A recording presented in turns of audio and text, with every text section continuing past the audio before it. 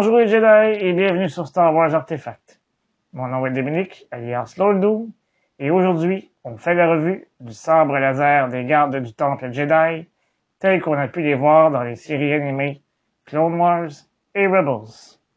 Avant d'aller plus loin, n'oubliez pas de vous abonner à la chaîne, de cliquer sur la petite cloche afin de recevoir des notifications, et de liker la vidéo afin de m'aider à poursuivre mon travail. Vous pouvez également me suivre sur Facebook, Instagram et Twitter. Tous les liens sont disponibles dans la description au bas de la vidéo. Disponible depuis l'ouverture des deux parcs Galaxy's Edge, il était vendu au coût de 140 crédits. À cela, vous deviez ajouter une lame de 26 pouces vendue 45 crédits.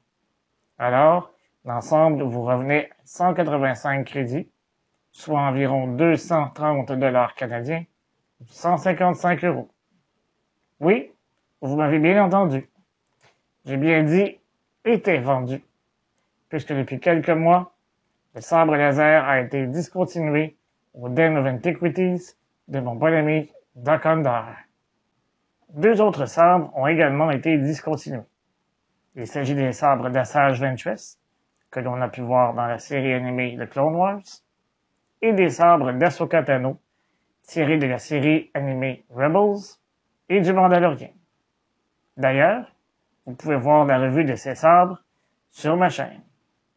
Désormais, ces sabres se vendent à prix fort élevé sur les sites de revente comme eBay. Les membres du personnel ont expliqué que ces 3 retraits avaient été faits pour faire de la place pour de nouveaux sabres laser. Le sabre laser de Leia, de Rey et le Darksaber ont déjà fait leur apparition et on attend au moins un autre sabre laser pour cet automne, celui de Cal Kestis. Mais parions qu'il y en aura au moins un de plus. Instinct Jedi. Le boîtier utilisé est d'une grandeur standard. À l'avant, on y retrouve le logo des gardes du temple. L'arrière-plan jaune nous indique que la lame du sabre sera jaune. Une fois le boîtier ouvert, on y aperçoit le sabre sur le tissu satiné. Si l'on s'attarde au design, on remarque un look différent de la plupart des sabres laser de chevaliers Jedi. On y retrouve quelques accents argentés qui embellissent davantage le sabre. Le mariage des couleurs blanc-crème et doré se coordonne très bien avec le masque du garde du temple Jedi, dont je ferai la revue dans 2 semaines. Ma plus grande déception est qu'il n'y a pas de connecteur sous le tissu satiné afin de recréer la lance sabre laser telle qu'on a pu la voir dans les séries animées, ainsi que dans la bio que je vous ai présentée la semaine dernière. Je ne crois pas qu'il aurait été difficile de créer un accessoire de la sorte, et je suis persuadé que les ventes en auraient bénéficié. Au niveau de l'émetteur, on peut constater qu'il y a de forme asymétrique et qu'un côté est plus long que l'autre. Sur la portion plus longue, il y a un accent argenté qui ajoute de la richesse au sabre. Le côté opposé est blanc crème et or. Sur les côtés, il y a des formes ovales grises foncées qui n'ont aucune utilité sur ce sabre, mais qui s'illuminent de couleur verte dans les séries animées. Au niveau de la poigne, il n'y a pas beaucoup de détails. D'un côté, il y a 2 bandes argentées et de l'autre, on y retrouve le bouton d'activation qui semble peu solide. Il s'agit du type de morceau qui pourrait facilement se briser ou être perdu. Le pommeau est de couleur or et argent. Sur la portion dorée, on y retrouve un anneau CoverTech qui nous permet de le fixer à la ceinture. La portion argentée est détachable et nous révèle le compartiment pour les piles.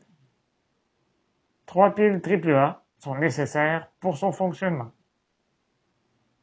Un sabre, c'est bien, mais 2, c'est encore mieux. Puisque j'étais déçu de ne pas pouvoir créer la lance, je me suis tourné vers un fabricant sur Etsy. À mon grand bonheur, les 2 versions des connecteurs étaient offertes. Pour la somme de 55 $ canadiens ou 38 €, vous pouvez vous procurer un connecteur créé avec l'aide d'une imprimante 3D. Vous n'avez qu'à choisir la version que vous préférez. Il y a une différence de 1 pouce ou 3 cm pour ce qui est de la longueur. Vous trouverez les liens du fabricant dans la description au bas de la vidéo. Une fois les deux sabres reliés par le connecteur de Clone Wars, on atteint une longueur totale de 26 pouces et demi ou 67 cm. Avec le connecteur de la série Rebels, la longueur totale est de 25 pouces et demi ou 64 cm. Avec les lames, on obtient une longueur totale de 65 pouces et demi ou 191 cm une fois connecté avec le connecteur Clone Wars, tandis qu'on obtient une longueur totale de 74 pouces et demi ou 189 cm avec le connecteur de la série Rebels. Une fois le sabre activé, on entend les sons propres du sabre tels que l'on a pu l'entendre en série animée.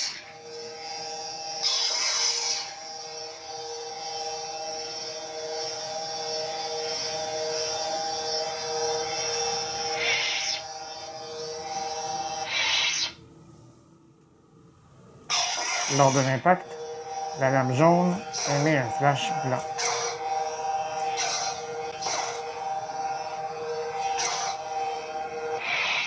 J'aime vraiment le look du sabre des gardes du Temple Jedi.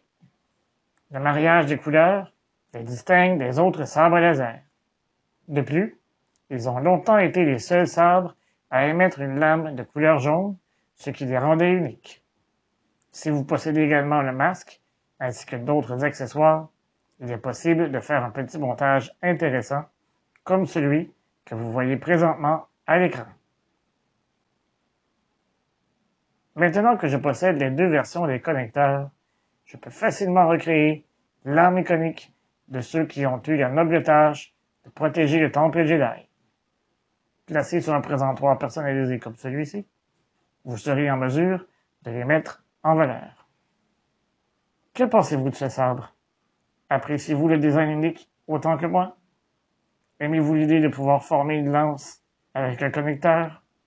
Dites-le moi dans les commentaires au bas de la vidéo.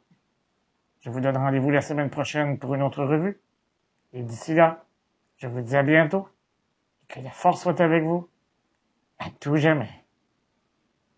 Remember, the Force will be with you, always.